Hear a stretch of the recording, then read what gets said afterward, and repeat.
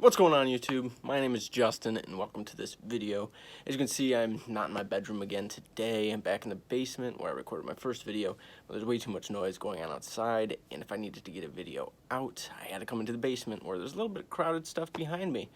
But we'll make do with this. In this video, we're going to be discussing 3 books that I found to be the most important in my financial future. Book number 1 is The Automatic Millionaire by David Bach. I came across The Automatic Millionaire because it was a recommendation by an AP economics teacher that I had in high school. It's an incredibly easy read, especially for people who don't like reading. I used to hate reading until once I got into college, I kind of started loving to read.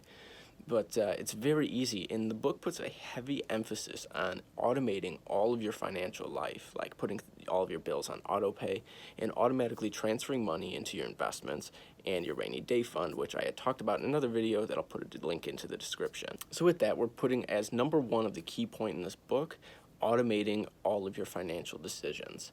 Obviously, you still need to think about these things, but once you make these decisions and you automate them, you don't have to think about them anymore because they're automatically going to be happening for you. The second key point in the book, The Automatic Millionaire, is the latte effect. It's known as many other things, and personally I like calling it habitual spending, but it simply refers to the things that we spend our money on a daily basis that we really can do without. I don't know why he made it the latte effect. I think it was just kind of the most widely accepted thing that people spend money on. But other examples would be things like fast food for lunch every day. A lot of people go to places like Tropical Smoothie, people who are addicted to cigarettes, energy drinks, just anything that we spend so much money on that we really don't need to be spending this money on, and we can be putting that money towards our financial goals. That's what he's referring to as the latte effect. The third point that David Bach makes in this book that I took very closely to heart was the concept of paying yourself first. Paying yourself first is quite literally when you get a paycheck, you pay yourself before you pay any of your bills. By paying yourself first and before you do anything else with your money, you're essentially ensuring that you are at least saving something. A lot of people go about their financial life by only saving what they have left after they spend. And the issue with this is, especially in an age where people are using credit cards and not being able to pay off their balances, they have no more money left to save after they've spent everything. And in reference to point number 1 in automating all of your financial decisions, again, it's not having something automatically make these decisions, it's that you make the decisions and they are all automated on how they go forward. And being able to reduce the amount of money we're spending on things that we attribute to our latte effect, we are able to add more money to this automatic plan and eventually become automatic millionaires. I highly recommend the book for anybody that's looking for a fairly leisurely read when it comes to personal finance. There's a lot of finance books out there that are very dense relative to The Automatic Millionaire, and The Automatic Millionaire is kind of a one-place guide to be able to try and retire a millionaire. Book number 2 on our list may come as a shock, seeing that as I do use a credit card, but it is Dave Ramsey's The Total Money Makeover.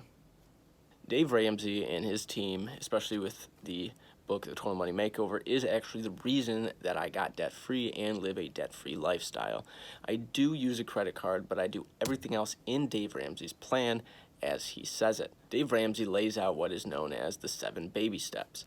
Step number 1 is to save $1,000. It's your starter emergency fund, which I actually referenced in my emergency fund video as being a great foundation for teenagers who are just starting out in the workplace. Baby step number 2 is paying off all of your debt. It's the beginning of your debt-free journey, and he uses the method called the debt snowball. While mathematically speaking, it would be most efficient to pay off all of your debts from the highest interest to the lowest interest, he puts an emphasis on simply putting and paying the lowest balance and then moving up to your higher balances, because he takes psychology into account and how when you pay off your debts that are of a lower balance, you start to feel more motivated and you actually sacrifice more of your spending to pay off your higher debts. Now, once you're debt-free, you move on to baby step number 3, which is saving 3 to 6 months of an emergency fund, which, as again, I referenced in my emergency fund video as an adequate amount, and Dave Ramsey is fully on board with that being kind of the generally accepted rule for an emergency fund. Once you have your 3 to 6 months of your emergency fund funded,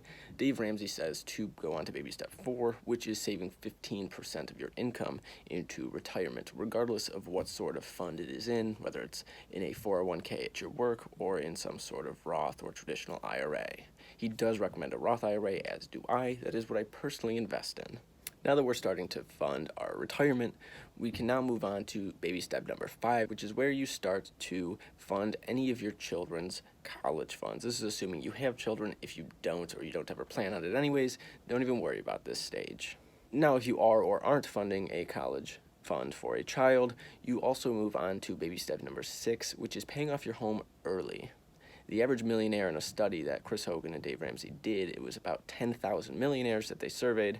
The average one paid off their home in about 10.2 years. The final point in the book, his final baby step, is to sit there and essentially just build wealth and give a lot of money to charity. It's pretty simple. I actually had to go find a parking lot somewhere just not at home. It was way too loud to finish recording that video, regardless of where I was.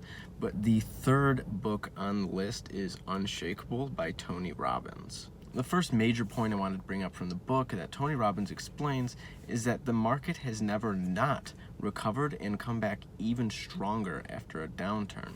The main reason that this is relevant is because it goes to show that you don't really lose money until you sell a stock. Because what a lot of people do is when the stock market starts to crash, they start to sell off all of their shares. And while we know historically that the market will always recover, so if you just keep your shares invested, eventually you're going to make your money back and some when the market grows even further. However, if you sell your shares after they crash, you miss out on the opportunity for them to grow, and then you just lose the money. The third takeaway from this book was that index funds are the easiest and most reliable way of trying to build wealth within the stock market. For those of you who don't know, an index fund is essentially a fund of stocks or companies that are pooled into one place that allows people to invest in and get equity in all of these companies rather than investing in those companies individually. For example, the S&P 500 is a fund that comprises the top 500 companies, and when you buy a share of the S&P 500, you're actually buying an equal stake in all of those 500 companies. The final point I wanted to bring up from the book is that Tony Robbins says that your emotional wealth is equally, if not more important than your financial wealth. Being happy is more important than having money. But if you can have both, why not? So thank you so much for checking out this video. I know it was kind of weird changing scenes and everything. It's been a very hectic week in terms of just how busy I've been with school, work, and trying to get this video done. It wasn't the original video I had planned for the week, but I just needed to get something out that was a little bit quicker, and even this didn't work out flawlessly. But just please, in the comments below, drop a book that you've read in terms of personal finance that you found to be incredibly important. Also, don't forget to like this video, subscribe to the channel, and hit the notification bell. See you next week.